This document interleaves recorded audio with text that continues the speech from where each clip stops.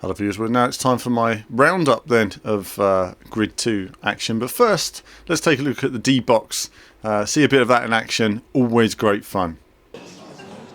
So in the D-Box then, on the big screen and away from the line, there was a few of us having a few races and seeing what we could do in terms of time trials. Really it's a case of cutting through this first lap, so taking turn one there, not as quick as I could have managed. Of course Grid, you can brake very late, get on the power very early.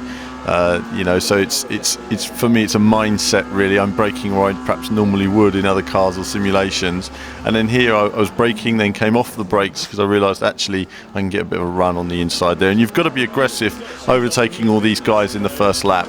I'm being watched by some of the other journalists who are competing with me on a time trial, including the voice of Will Buxton, who many of you may know from the world of GP2 in particular and Speed, so he was behind us there. Saying a few words. It's always quite funny when you hear a TV commentator in your ear as you're driving round. I once had Anthony Davidson sitting beside me as I was doing Formula One. It just didn't feel right. It's quite a bizarre feeling. You can see the chair there knocking me about. It's as you're trying to find the grip. This is a completely different experience to what you'd find to what you'd find on the controller. But I'm going to leave you now with just a few words. A few of the guys in the background. You can hear the competitive action going on. That left hander that goes down the hill, like you can feel the car just starting to like lose grip of it. Look at that see now, he's carrying so much more speed through there. This is what one does. Actually, my first lap was a 126.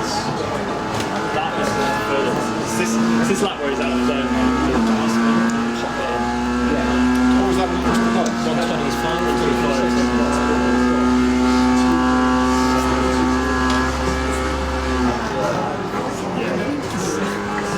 I think it's just about I need to just brake in a straight line and have the confidence to stay wide and then through.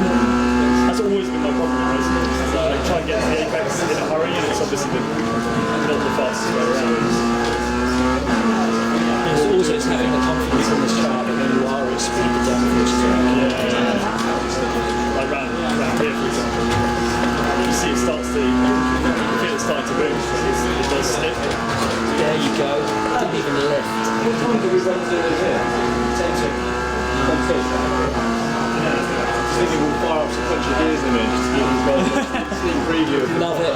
Yeah. the proper experience. Then you're 236 would be in some serious danger. This is an outrage though. It's another 42.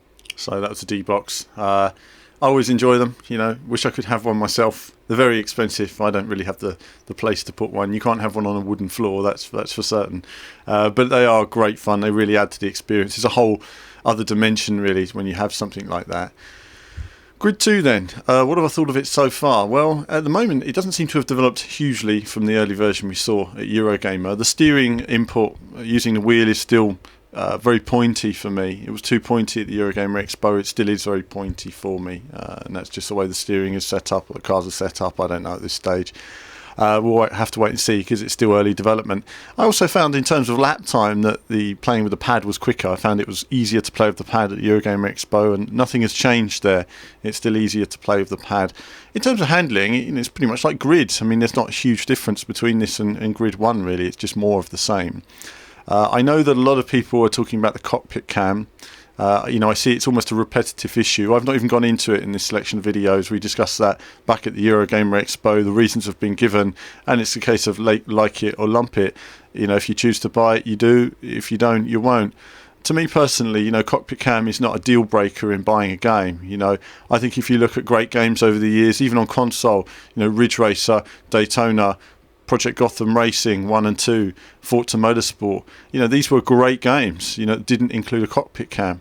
And for me, the decision was really, how intense is it, how does it handle? For me, handling is everything. You could have a cockpit cam, but if the game doesn't handle right, it's not worth playing, it's not worth buying.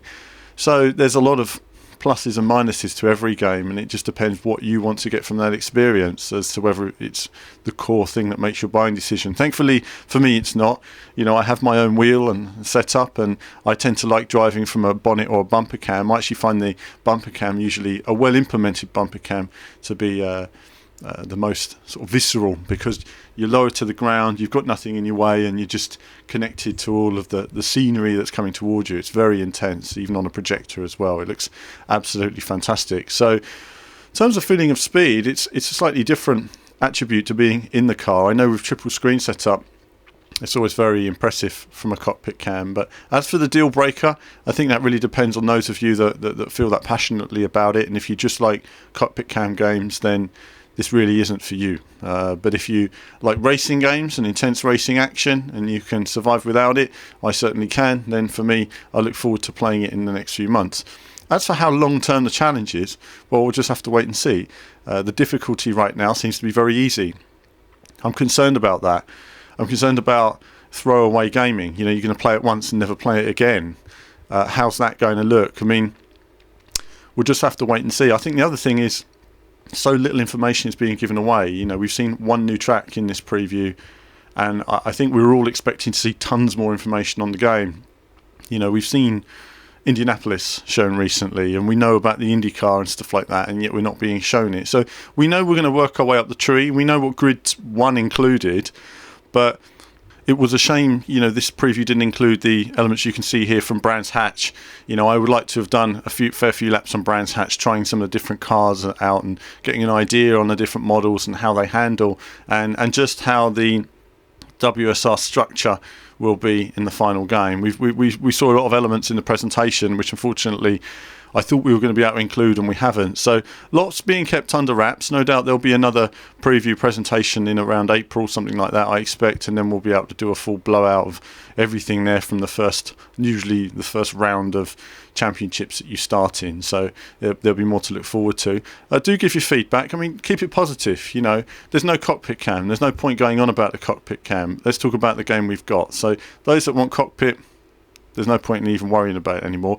Those that like Grid and want to see certain elements in Grid and what you're looking forward to, be positive about it. Put those elements across. The developers will do what they can. I think it's about making the best of the game that you've got now. And certainly at the moment, graphics fantastic. It's a lot of fun to play. Be good with your friends. Let's just look at the long-term challenge and then come back to it later. But that's it for this preview of Grid 2. I hope you've enjoyed it. And as ever, there'll be more from me very soon.